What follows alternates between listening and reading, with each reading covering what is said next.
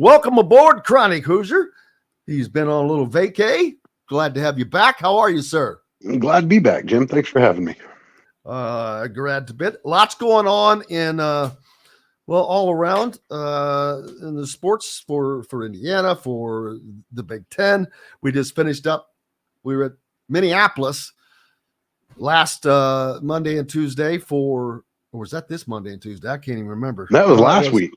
Yeah, because today is Tuesday.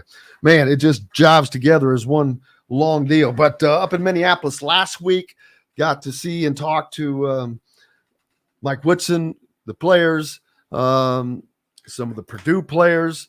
It's going to be an intense Big Ten season. We don't know who really has what other than Michigan State and Purdue. We know what Indiana has. We don't know what it's going to look like.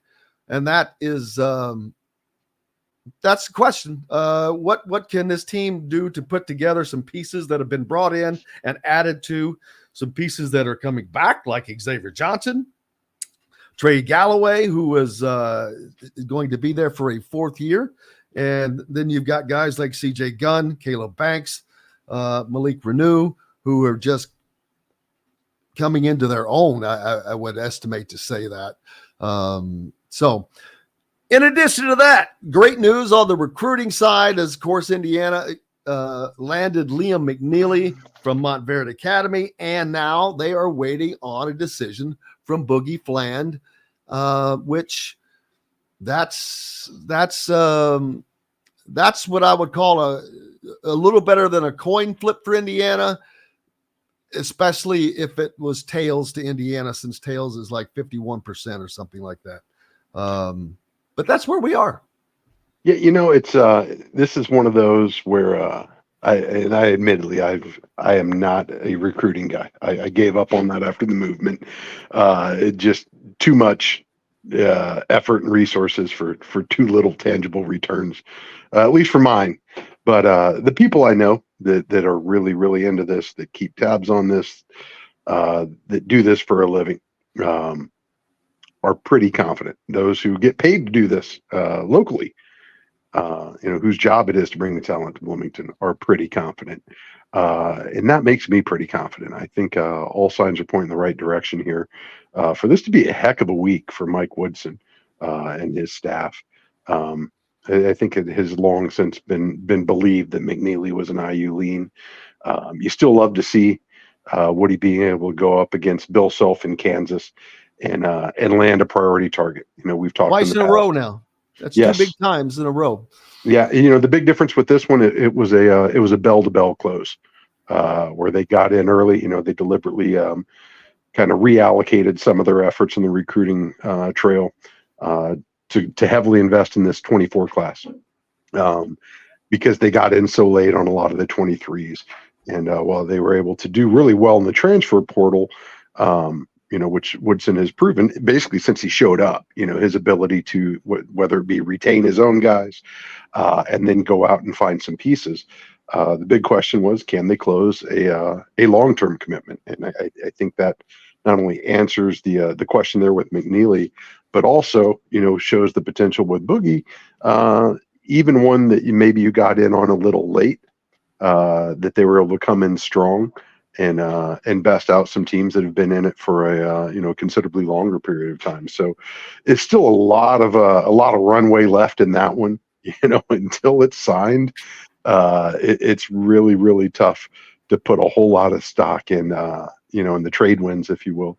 But things certainly seem like they are on the up and up for Indiana. The momentum is squarely in their favor right now, and you love to see it. When that was the predominant question surrounding the wisdom of Woodson's hires. Can he recruit? Is he built for this college life and all it takes? I think it's pretty resounding yes, and not just Woody, but his ability to assemble a staff that's really effective in that regard. And you look at the Brian Walsh, the Adam Howard, the Jordan Holes, just the team that he's assembled, the impact they've been able to achieve in a relatively short period of time with no apparent signs of letting up right now. We've talked about this in the past. Momentum is sexy. Winning is sexy. Winners like to play with other winners. and you're starting to see perhaps the fruits of some of that. So, there's already, as people are currently debating the preseason rankings for the 23-24 season, you're already starting to see Andrew Slater comes out yesterday and says, there's a legit chance Indiana's a preseason top 10 team next year. And you look at it on paper, and it's going to be hard to disagree with that, which is ironic because you look at this year's team on paper, and everybody's hedging their bets on them. And it's understandable when you replace that many players, when you bring in that much new blood, or expect guys to step into new roles who are maybe returning. It's really difficult for a lot of the analysts to justify those predictions on paper with so many uncertainties. Those that are more micro focused on it, friends of mine are really scratching their heads right now, trying to justify. Ken Pomeroy comes out and puts IU at 49th in his rankings for this season. Which and I wonder how that comes to be. Is that just strictly based on last year and with some high school numbers, some kind of matrixed in? I am sure Ken has an algorithm for about everything that he posts. I can't tell you how much time I've spent just reading his explanations for his statistics. Dude, I'm still not through it.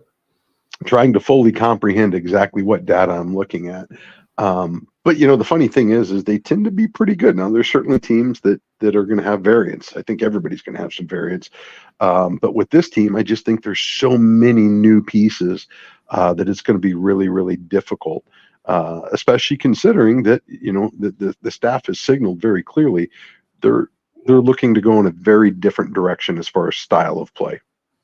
So how does that translate? Who knows? But when you look at the individual pieces, you have to believe that the synergy is there to overachieve from where they're currently being pegged right now. Now, all that can change as soon as you see them take the floor. As I just said this weekend, when Kim Palm came out, I'm more curious to see what Vegas does those first 2 weeks, because it's one thing to rely on statistical analysis that requires data sets in order to start connecting those dots. Vegas has to put a line on the very first game. Vegas has to put a line on the exhibition games. Vegas relies on people who know ball, not just numbers, but people who know ball. And you can generally tell after you watch them get some run and you see, especially when you look at that Wright State game, that is a sleeper tune-up for UConn. I think by then you should have a pretty decent idea. Obviously, there's a ton of ceiling left that early in the season, but you should have an idea where what trajectory their variance is going to be, if there's a variance at all. So fascinated to see how they get out of the gates and how they get tuned up for what's going to be, at least on paper, a really, really exciting season and a really challenging season for a pretty unproven squad. No question. And speaking of that, oftentimes early in the season is a great time to make some bets because Las Vegas doesn't know. I mean, Las Vegas they're just tough. But in the early part of the season, there are so many unknowns that is not there. I remember there was a game last year that I'm like, oh my God, that's all they're giving IU. It was like, boom. So sometimes but then it works against you sometimes as well.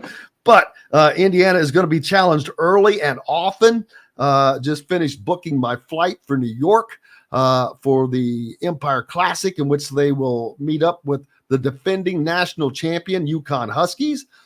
If they happen to win that game, they'll have to take on most likely the Texas Longhorns. If they are to lose the game against UConn, I expect that they'll take on Louisville. But that's just guessing. But between what happens between Texas and Louisville, judging off of last year. But it'll be interesting nonetheless. And that early season schedule is going to be tough. You get a Harvard game in between there, but then you have 2 Big Ten games that you have to play. So that is a different mindset than those lights and all of that up at Madison Square Garden. Then you got to get your mind into conference play, which is a different style. Then it's back out of that down to Atlanta to take on Auburn and back home to take on the probably number 1 ranked Kansas Jayhawks, who you just beat for a second time for a major recruit. So it not only going to be exciting, I expect the Simon Scott Assembly Hall roof to possibly they might want to check it for damage after that game. Another conversation I just had, I am scared to death to see what the secondary market looks like by the time Kansas rolls in town. It's, last year, the Carolina game, get in the door price was higher than the Super Bowl. So Kansas at home, with the recruiting battles behind us, freshly behind us now, it's going to be pretty intense. And, not the least of which, having traveled out to Lawrence last year, payback, got absolutely embarrassed, quite frankly, just to see an opportunity to return that favor. It's going to be a wild season for sure.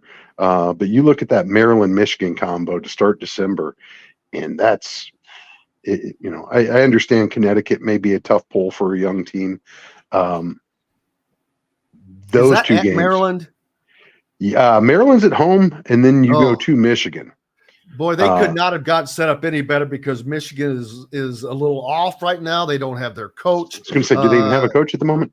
They lost, their best player, and then of course Maryland was unbeatable at home last year, but couldn't win on the road if you paid them, and they were being paid.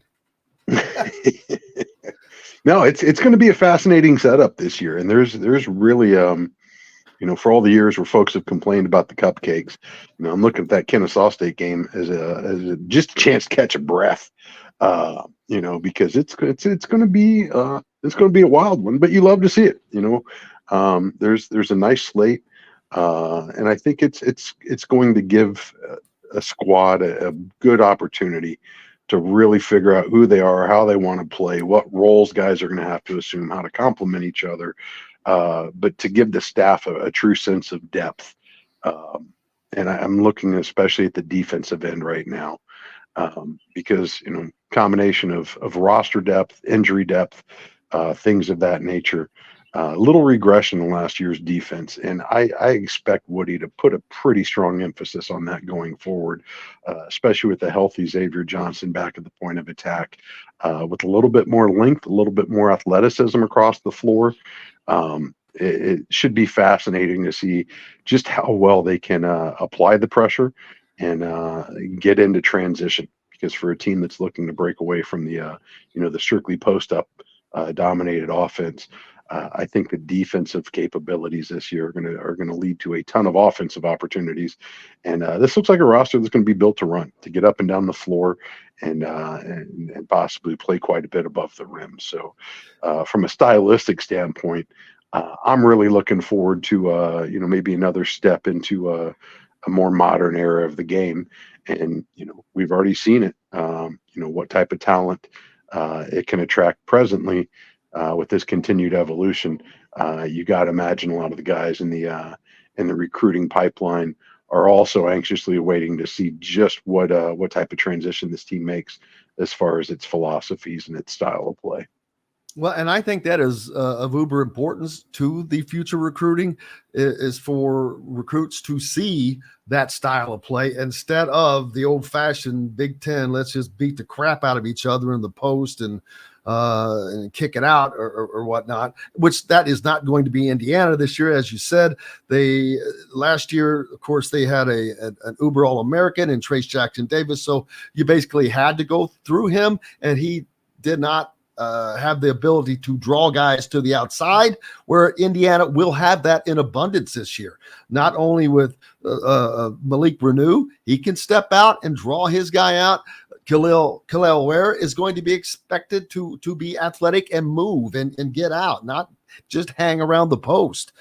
So it is going to be a different offense. You're going to have Mackenzie Mbako, who you want to count on for knocking down big shots, but also not just him. You need Xavier to be able to hit threes, even though he's the guy with the ball and distributing. He's going to be scoring as well, getting to the rack. It's what he did before.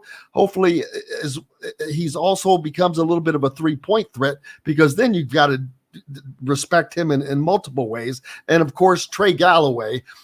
just has to increase his volume, and that was a conversation had multitude of times at Big Ten Media Day.